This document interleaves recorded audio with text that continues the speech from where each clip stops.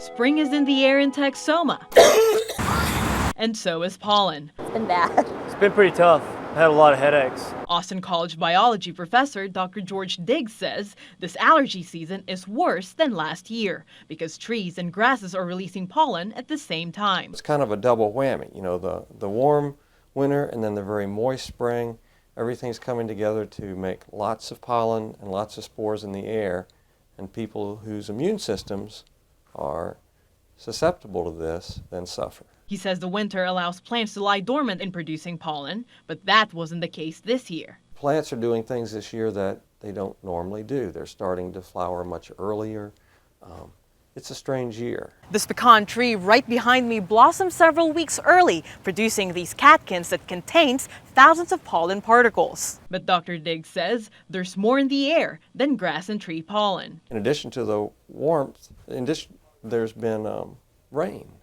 And so that complicates things too, because not only is there a lot of plant growth and a lot of pollen, but also fungi. We're seeing more and more new patients now because there's pollen in the air. Allergist Dr. Vern Lang has seen a surge of people coming into his office because of allergies and says most of them spend a lot of time outside. They're going to be much worse riding a motorcycle. I had one in yesterday.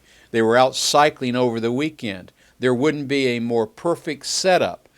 You get on a motorcycle, put your nose right out here in contact with the wind. First thing it hits is your nose. Dr. Lang says some patients came in mistaking a sinus infection to an allergic reaction, and he says it's important to know the difference. They feel like they have the flu or something. They tend to be a sicker lot than the allergy patient. And another hallmark is itching. Itching is a hallmark of allergy. People with infection and irritation rarely complain of itching. Dr. Diggs says there's no way to tell if pollen will be as high next year as they were this spring. Allergy season didn't start until much later last year. So this spring is much worse. What will it be like next spring?